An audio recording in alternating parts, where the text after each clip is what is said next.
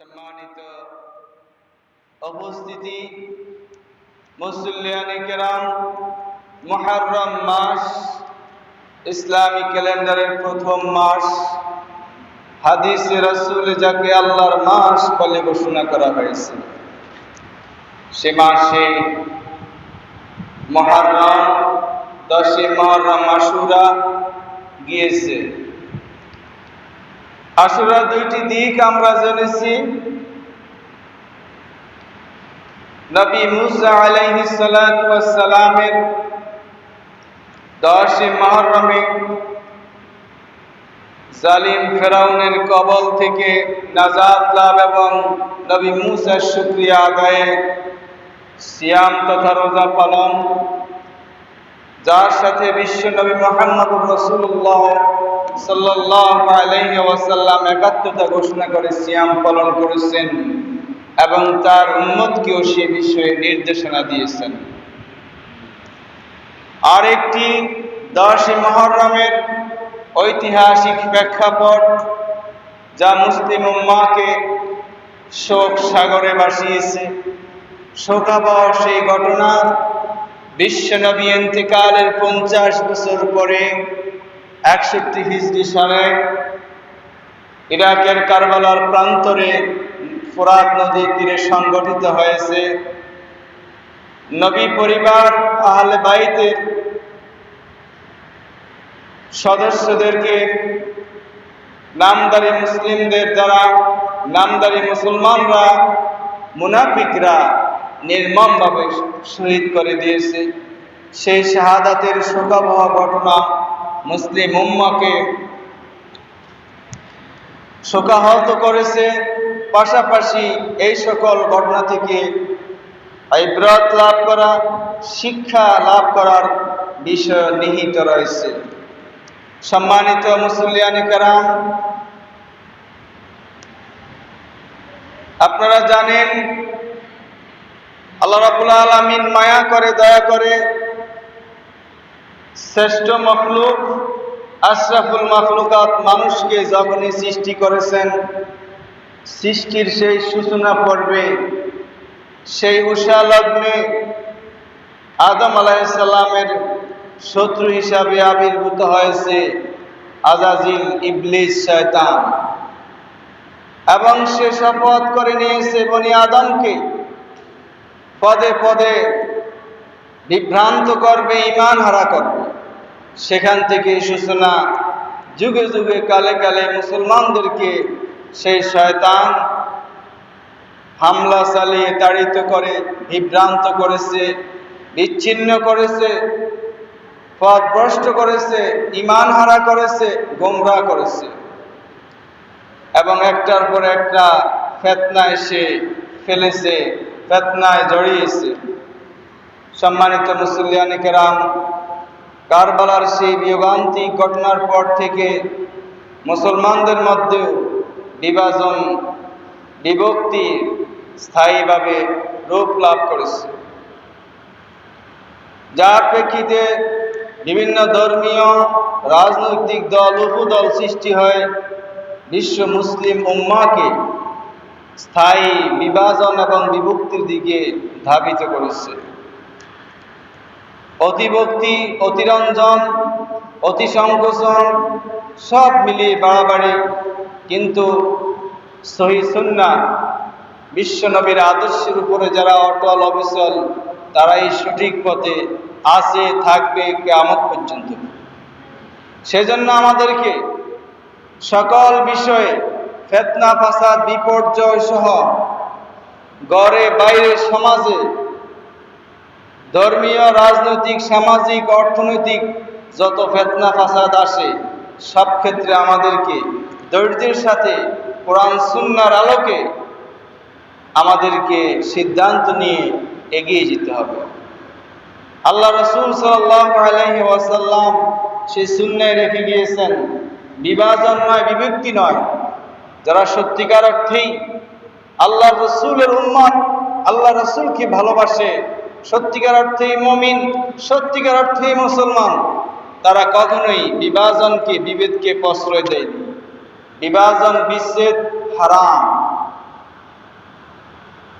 আল্লাহ রাব্বুল আলামিন কোরআনে হাকিমে বলেন, ওয়া'তাসিমু বিহাবলিল্লাহি জামিআন ওয়া লা তাফাররাকু। তোমরা আল্লাহর রজ্জুকে দৃঢ়ভাবে ধারণ করো, এতে পরস্পরে বিচ্ছিন্ন হইও না। তোমরা স্মরণ করো ওই সময়ের কথা, ওয়াযকুরু নি'মাতাল্লাহি আলাইকুম, আল্লাহর সেই নিয়ামতকে তোমরা স্মরণ করো যা তোমাদের প্রতি রয়েছে। ইয কুনতুম আ'দাআন ফাআল্লাফা বাইনা কুলুবিকুম, যখন তোমরা পরস্পরের শত্রু ছিলে, অতঃপর আল্লাহ রাব্বুল আলামিন তোমাদেরকে মুহাব্বত পয়দা করে দিয়েছেন, ঐক্য করে দিয়েছেন, এক করে দিয়েছেন। ফাআল্লাফা বাইনা কুলুবিকুম ফাআসবাহতুম বিনি'মাতিহি ইখওয়ানা। আল্লাহ রাব্বুল আলামিন তোমাদেরকে, তোমাদের অন্তরকে একীভূত করেছেন, উলফত পয়দা করে দিয়েছেন, মুহাব্বত ভালোবাসা পয়দা করে দিয়েছেন। অথবা তোমরা ঈমানের কারণে পরস্পরে ঈমানি ভাই হয়ে গিয়েছো। ফাসবাহতুম বিনি'মাতিহি ইখওয়ানা, এই ঈমানের নিয়ামত পেয়ে, ঈমানের বদৌলতে, ইসলামের এই নিয়ামত পেয়ে ফাসবাহতুম বিনি'মাতিহি ইখওয়ানা, এই নিয়ামতের কারণে তোমরা সবাই পরস্পরে ভাই হয়ে গিয়েছিল। এর ব্যাকগ্রাউন্ড প্রেক্ষাপট হলো, বিশ্বনবী যখন মক্কা থেকে মদিনায় গেলেন, মদিনার লোকগুলো বিভিন্ন গোত্রে, আউস খাজরাজ সহ বিভক্তিতে, বিভাজনে নিমজ্জিত ছিল। ঝগড়া, বিগ্রহ, যুদ্ধ, কলহ, বিবাদ ছিল, নিত্য নৈমিত্তিক ঘটনা, এই দলাদলি বিভক্তি ছিল। কিন্তু আউস খাজরাজকে আল্লাহ রাব্বুল আলামিন ঈমানের দাওয়াত দিয়ে ইসলামের বন্ধনে আবদ্ধ করে সবাইকে পরস্পরে ভাই ভাই হিসাবে, ভাই ভাইয়ের বন্ধনে আবদ্ধ করে দিয়েছেন, যা স্থায়ী বন্ধন।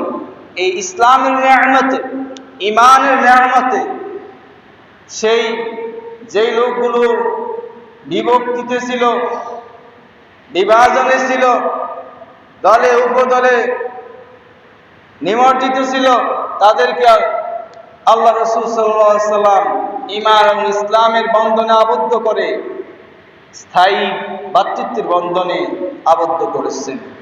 এটা হলো ইসলাম। ইসলাম কখনো বিভক্তি চায়নি।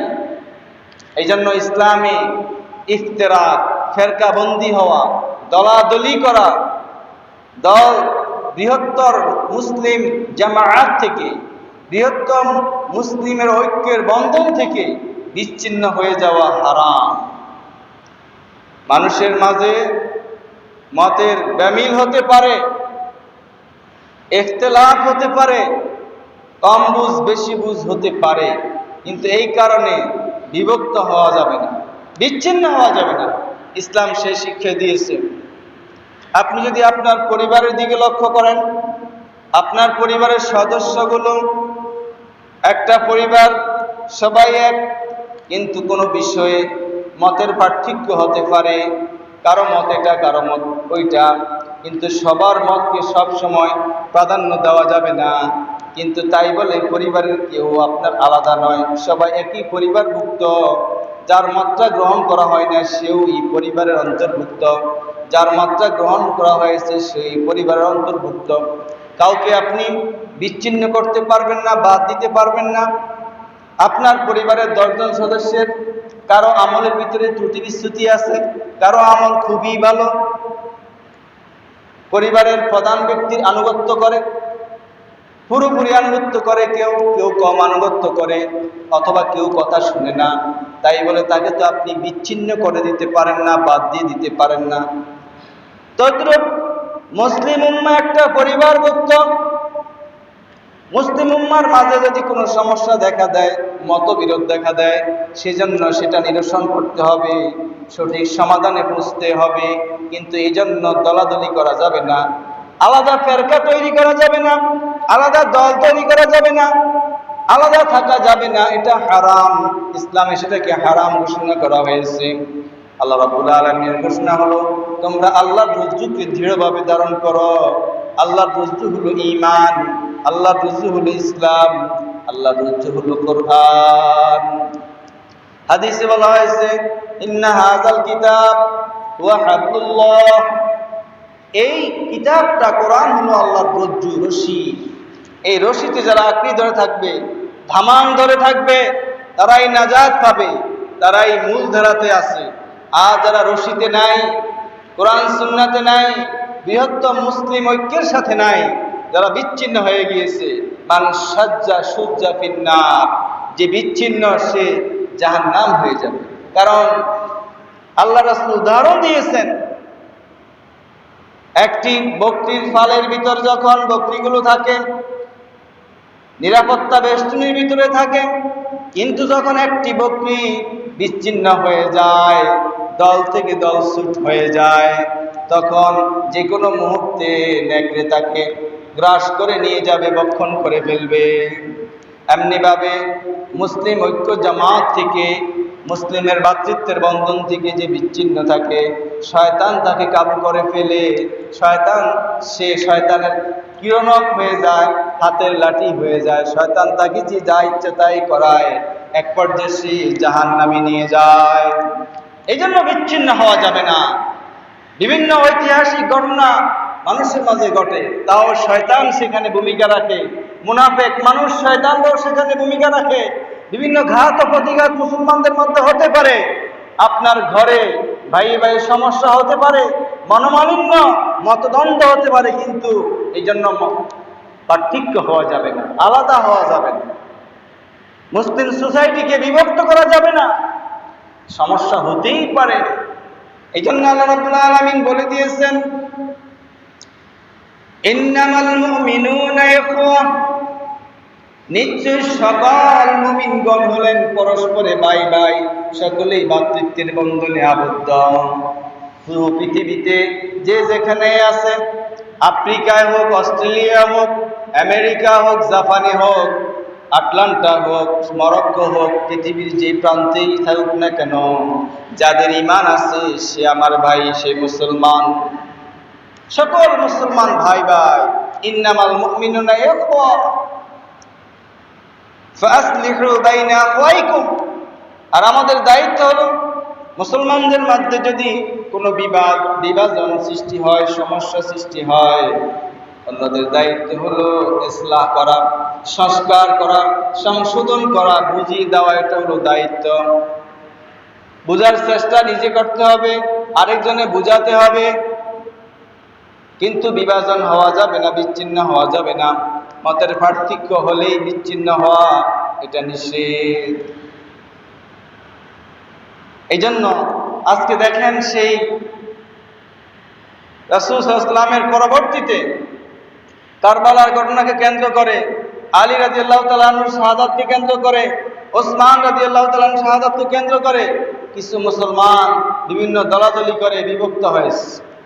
আজকে দেখেন স্থায়ী একটি বিভক্তি হলো শিয়া সুন্নির বিভাজন। যারা জানেন আজকে বিশ্ব প্রেক্ষাপটে মিডল ইস্টে, মধ্যপ্রাচ্যে এই স্থায়ী বিভাজনকে কাজে লাগিয়ে মুসলমানরা সোজা হয়ে দাঁড়াতে পারেনি। কেউ আমেরিকার হাতের কাঠি আর লাঠি, কেউ রাশিয়া, কেউ চীনের বিভিন্ন পরাশক্তি, অমুসলিম শক্তির দাবার গুটিতে তারা পরিণত, যার প্রেক্ষিতে মুসলমানদের অসংখ্য সংখ্যা হওয়ার পরেও, সংখ্যায় মুসলমানরা যথেষ্ট, ভূখণ্ডের দিক দিয়ে যথেষ্ট, খনিজ সম্পদ দিয়ে যথেষ্ট, সব দিক দিয়ে আল্লাহ রাব্বুল আলামিন সব দিয়েছেন, কিন্তু মুসলমানরা তাদের আদর্শ, আল্লাহ রাসূলের যে তরিকা, সেটা বলে গিয়ে বিভাজনে লিপ্ত হয়ে আজ দুর্বল থেকে দুর্বলতর হচ্ছে। অন্যের গ্রাস হচ্ছে, দেশ দখল, মুসলমানদের সাংস্কৃতিক আগ্রাসন, কত কিছু হয়ে যাচ্ছে। এর পিছনের কারণ তো সেটাই, মূল কারণ বিভাজন। মুসলমানদের যে ইমানি ঐক্য, সে ঐক্য আজকে নেই। আল্লাহ রাসূল সাল্লাল্লাহু আলাইহি ওয়াসাল্লাম বলেছেন, ইন্নাহু মাইয়াইশ মিনকুম বাদি, নিশ্চয় তোমাদের মাঝে যারা জীবিত থাকে আমার পরে, ফাসায়ারা ইখতিলাফান কাসীরা, তাহলে তখন তোমরা দেখবে যে অনেক ইখতিলাফ, অনেক বিভাজন, فعليكم بسنتي وسنة الخلفاء الراشدين المهديين تمسكوا بها।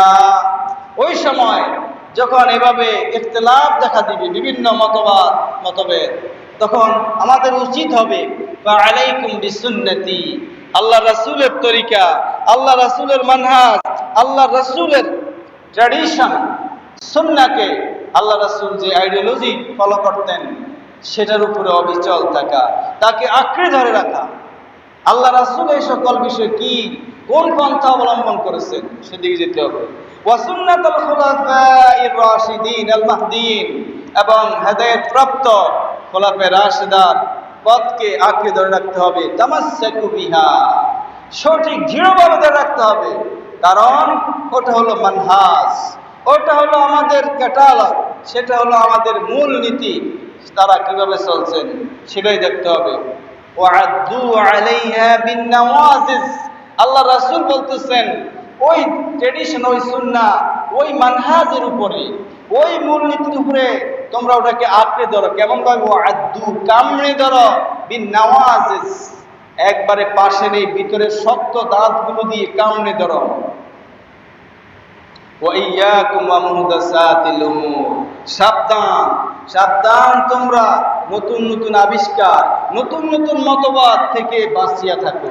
ফাইন্না কুল্লা মুহদাসাতিন বিদআহ, কেননা যত নতুন নতুন মতবাদ, কোরআন সুন্নাহ, সাহাবায়ে কেরাম, খোলাফায়ে রাশিদিনের মানহাজ, তরিকা, ট্র্যাডিশনের বাইরে যতগুলো নতুন করে কিছু আবিষ্কৃত হবে, কুল্লু বিদআতিন, সেগুলো সব বেদাত, সব নব আবিষ্কৃত, সেগুলি দিনের ভিতরে, ধর্মের ভিতরে, জীবন ব্যবস্থার ভিতরে মানব গড়া মস্তিষ্ক প্রসূত এডিশন বা সংযোজন।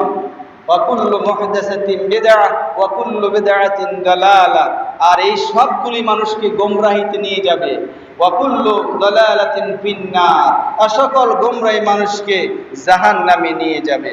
তাই আমাদেরকে এই সময়ে মূল বিষয়কে আঁকড়ে ধরতে হবে, কোরআন সুন্নাহ তথা সেই রাসূলের আদর্শ, সাহাবায়ে কেরামের মানহাজকে ফিরে যেতে হবে। তদুপরি আল্লাহ রাব্বুল আলামিন সেই বিষয়ে নির্দেশনা দিয়েছেন, আর যারা ফেরকাবন্দিতে লিপ্ত থাকে, দলাদলি, ইসলামের নামে, বিভিন্ন দলের নামে, রাজনীতির নামে, সংস্কৃতির নামে, ইসলাম থেকে বিচ্ছিন্ন হয়ে, ইসলাম থেকে আলাদা হয়, যারাই যত দল মত গঠন করবে, নিজের চিন্তা প্রসূত, মস্তিষ্ক প্রসূত, মানব রচিত, শয়তানের প্রসবকৃত যত মতবাদ আছে সবগুলি হারাম। আল্লাহ রাব্বুল আলামিন কুরআন হাকিমে বলেছেন, ইন্নাল্লাযীনা ফাররাকু দীনাহুম ওয়া কানু শিয়াআন, নিশ্চয় যারা জীবন ব্যবস্থাকে পার্থক্য করেছে, ফরক করেছে, বিচ্ছিন্ন হয়েছে, ফাররাকু, তাফরিক করেছে, ফেরকাবন্দি হয়েছে জীবন ব্যবস্থার ক্ষেত্রে, রাসূলের রেখে যাওয়া দিনের ক্ষেত্রে, ওয়া কানু শিয়াআ, তারা হলো ভিন্ন দল। শিয়াউন অর্থ হলো দল। ওয়া কানু শিয়াআন লাস্তা মিনহুম, আপনি তাদের থেকে কেউই নন, ফি শাইইন, কোনো বিষয় আপনি তাদের বিষয়ে কোনো জিম্মাদারি নেই, কোনো দায় দায়িত্ব নেই। যারা দ্বীনের বিষয়ে ফেরকাবন্দি হয়েছে, অর্থাৎ মূল মানহাজ থেকে বিচ্ছিন্ন হয়ে ভিন্ন ধারায়, ভিন্ন মত, ভিন্ন সংস্কৃতি, বিভিন্নতা, মানব রচিত মতবাদ নিয়ে জীবন যাপন করছে, জীবন ব্যবস্থা হিসাবে নিয়েছে, আপনার সাথে তাদের কোনো সম্পর্ক নাই। লাস্তা মিনহুম ফি শাইইন, কোনো বিষয়ে আপনি তাদের সাথে নেই, তাদের বিষয়ে নাক গলাবারও কিছু নেই, অর্থাৎ তারা রাসূল সাল্লাল্লাহু আলাইহি ওয়াসাল্লাম থেকে বিচ্ছিন্ন, আলাদা। সুতরাং তাদের মুসলমানের ভিতরে থাকার কোনো বিষয় নেই। তাহলে কত বড় কথা! তার মানে হলো মুসলমানদের বৃহত্তর ঐক্য থেকে বিচ্ছিন্ন হওয়া যাবে না, দিনকে টুকরো টুকরো করা যাবে না, এটা হারাম, এটা নিষিদ্ধ। ইন্নামা আমরুহু ইলাল্লাহ, সকল বিষয়ে আল্লাহর উপরে সুপর্দ করতে হবে। এই সকল বিষয়ে আমরা ফিরে যেতে হবে কোরআনের কাছে। যখন ইখতিলাফ আসবে, এই সকল বিষয়ে আমাদেরকে কোরআন থেকে নিতে হবে সমাধান। সুম্মা ইউনাব্বিউকুম বিমা কানু ইয়াফআলুন। আল্লাহ রাব্বুল আলামিন পরকালে তাদেরকে ইনফরমেশন করবেন, জানিয়ে দিবেন যে আসলে তারা কি করছিল দুনিয়াতে। এ সকল বিষয় আল্লাহ রাব্বুল আলামিন জানিয়ে দিবেন। সুতরাং ধর্মের বিষয়ে কেউ আবেগের অতিরঞ্জিত হয় অনেক কিছু করে ফেলে, যেটা শিয়ারা করতেছে। শিয়ারা রাসূলের পরিবারের প্রতি ভালোবাসা, এটা ইসলামী স্বীকৃত একটা বিধান। মহাব্বত রাখতে হবে, ভালোবাসতে হবে নবী পরিবারকে, আহলে বাইতকে ভালোবাসার। কিন্তু ভালোবাসার অতিশয্যে তারা সেখানে ভিন্ন দল হয়ে আবু বকর রাদিয়াল্লাহু তাআলা আনহু, ওসমান, ওমর, ওই সকল সাহাবীদেরকে গালিগালাজ করে, তাদের কোনো আদর্শই মানতেছে না, তাদেরকে মানতেইছে না। তারা বিশ্ব মুসলমানদের স্বীকৃত ইজমা, সে রাসূলের স্বীকৃত সাহাবায়ে কেরাম খোলাফায়ে রাশিদিনের ভিন্নতা অবলম্বন করে শিয়া হয়ে গিয়েছে, ভিন্ন দল হয়ে গেছে, শিয়াই মুসলিম। তাহলে এরা কতটা ভিন্ন প্রকৃতির। এবং তারা মনে করে যে খেলাফতের একমাত্র দাবিদার আলী রাদিয়াল্লাহু তাআলা এবং তার বংশধরগণ। এই মতবাদের উপরে থেকে তারা এভাবে বিচ্ছিন্ন হয়ে গিয়েছে। তখন তারা কোরআন হাদিসের বিকৃত ব্যাখ্যা করে। তারপরে তাদের কেউ বিশ্বাস করে যে আলী রাদিয়াল্লাহু তাআলা আনহুর কাছে ওহী আসা কথা ছিল, ভুলে চলে গিয়েছে নবী মুহাম্মদের কাছে, আলী তাদের নবী, নাউযুবিল্লাহি মিন যালিক। তারা আযানের ভিতরে আলী রাদিয়াল্লাহু তাআলার নাম সংযোজন করে, ও আলী হুজ্জাতুল্লাহ। যারা শিয়া সম্পর্কে জানেন, মিডল ইস্টে ছিলেন অনেক এলাকায়, তারা এই আযানের সময় আলী রাদিয়াল্লাহু তাআলার নামকে আলী হুজ্জাতুল্লাহ আযানে সংযোজন করেছে। তো এভাবে যে কত অতিরঞ্জন বাড়াবাড়ি।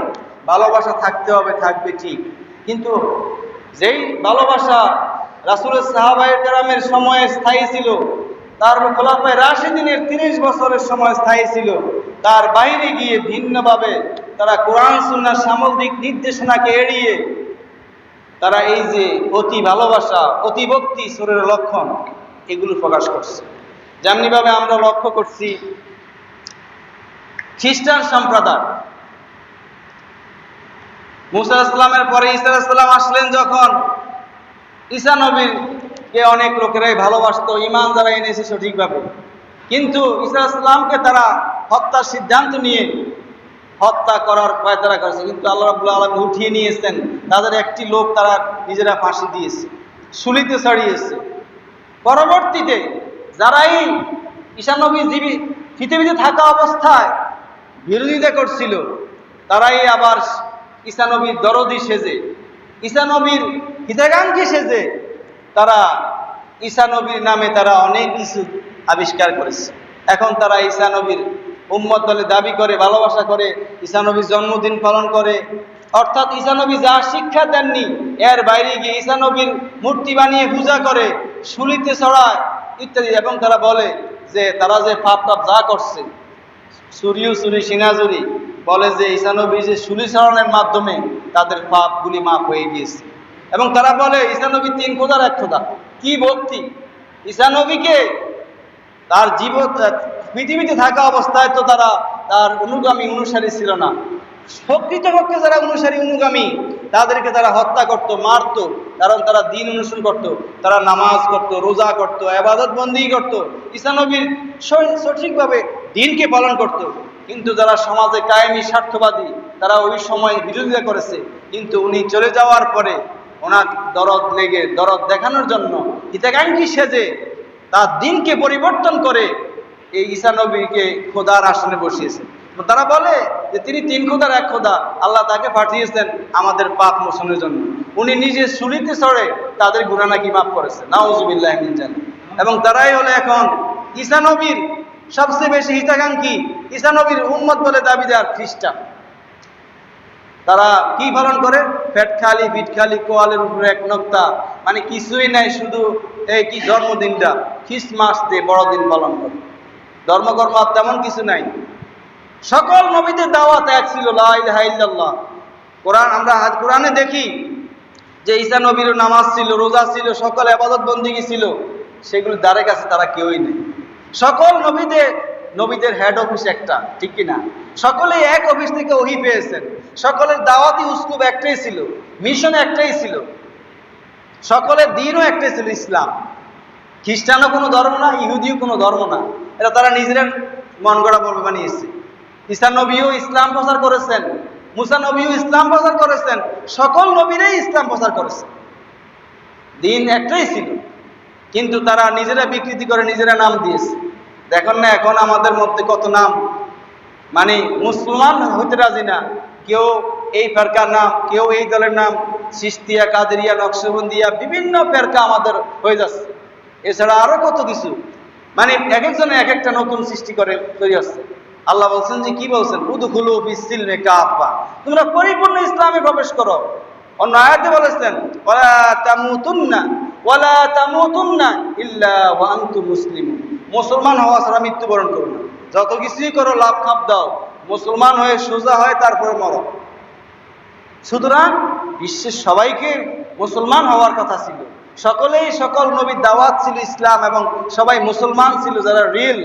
কিন্তু তারা নিজেরা নবীর পরবর্তীতে দিন পরিবর্তন করে দিয়েছে। দিনকে পরিবর্তন করেছেন, পরিবর্তন করে তারা বিভ্রান্ত হয়েছে।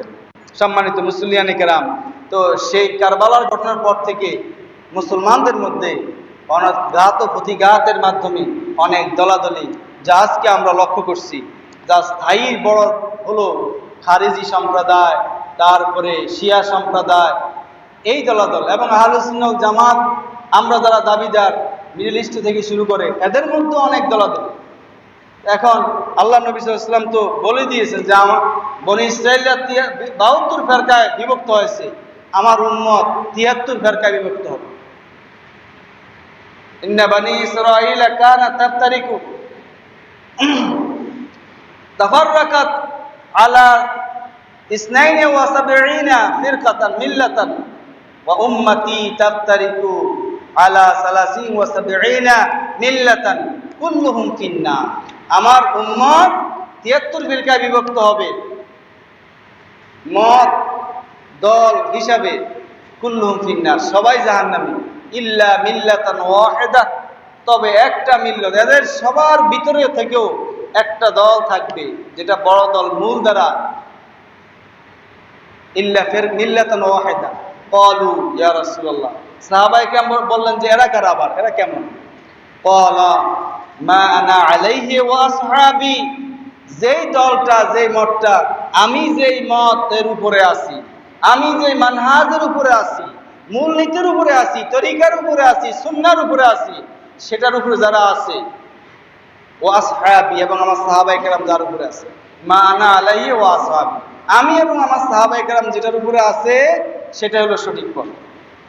তাহলে সোজা কথা, আল্লাহ রাসূল এটা করছেন কিনা, আল্লাহ রাসূল এই তরিকায় আসলেন কিনা, সাহাবায়ে কেরাম এটা করছে কিনা, কথা ক্লিয়ার, একবারে মাপকাঠি, মানদণ্ড, স্কেল সোজা, মা আনা আলাইহি আসহাব।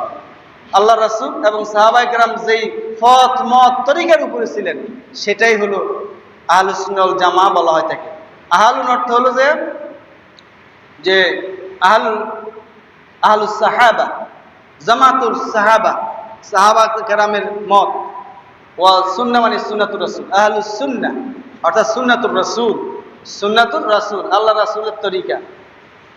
তারপরে ওয়াল জামা আই জামাতুস সাহাবা, সাহাবায়ে কেরামের জামাত, সাহাবায়ে কেরামের সামগ্রিক, সাহাবায়ে কেরাম যে আমল করতেন মেজরিটি, এবং আল্লাহ রাসূলের তরিকা যেটা, এই দুইটার সমন্বয়, এটা হলো সহিহ তরিকা, এটার নামে আহলুস সুন্নাহ ওয়াল জামাত, এটা হলো নাজাত প্রাপ্ত। সোজা কথা, এই ভেজাল এবং বিভ্রান্তির এই সময়ে আমাদেরকে সেই স্কেলে চলে যেতে হবে, সেই মাপকাঠিতে চলে যেতে হবে, মা আনা আলাইহি আসসালাম, আল্লাহ রাসূল যেটার উপরে আছেন আমরা দেখবো যে ওখানে কি আছে। আমরা যে বিষয়ে মতপার্থক্য করি, যে বিষয়ে বিভাজন করি, সেখানে আমাদেরকে ফিরে যেতে হবে সেখানে। এই জন্য আল্লাহ রাব্বুল আলামিন মানদণ্ড দিয়ে দিয়েছেন, আতিউল্লাহ ওয়া আতিউর রাসূল ওয়া উলিল আমরি মিনকুম, আল্লাহর আনুগত্য করো, রাসূলের আনুগত্য করো, এবং তোমাদের মধ্যে যারা নেতৃস্থানীয় আছে, নেতৃস্থানীয় উলামায়ে কেরাম, নেতৃস্থানীয় হলো সরকার, আমির ওমরা, তাদেরকেও মানতে হবে, রাষ্ট্রীয় শৃঙ্খলা। এই দুই শ্রেণীর ব্যাখ্যা। তবে ফাইন তানাযাআতুম ফি শাইইন ফারুদ্দুহু ইলাল্লাহি ওয়ার রাসূল, তোমরা আনুগত্য করতে গিয়ে তোমাদের আলেমদের, তোমাদের নেতাদের যদি কোনো কন্ট্রাডিকশন হয়, মতবিরোধ হয়, তোমাদের ঝগড়া আসে, তানাযাতুম, তোমরা ঐক্যমত হতে না পারো, ফারুদ্দুহু ইলাল্লাহি ওয়া রাসূল, সেটাকে ওয়াফেজ করো, ফিরিয়ে দাও আল্লাহ রাসূলের দিকে তথা কোরআন সুন্নাহর দিকে। মানদণ্ড ক্লিয়ার। আমরা অনর্থক বিভাজন করি। তাই আজকে আমাদের মধ্যে যে বিভাজনগুলো আছে এগুলো বুঝাতে হবে, চেষ্টা করতে হবে। অন্তত আমি আপনি মনের ভিতরে নিজেকে সেভ করার জন্য আমাদের এই বিশ্বাস ক্লিয়ার থাকতে হবে যে আমরা বৈপরীত্য চাই না। একটা লোকের সাথে আমার মতবিরোধ হতেই পারে, তাই বলে সে আমার মুসলিম ভাই না, সে আমার মুসলমান দলের বাইরে, এই মনোভাব আমরা পোষণ করব না। ভুলভ্রান্তি হতেই পারে, মতের পার্থক্য হতেই পারে, কিন্তু সে আবার মুসলমান ভাই। এই জন্য আমি একটা আলাদা দল করতে হবে। তাহলে দেখেন, দল যদি এভাবে করতেই থাকি কত দল হবে?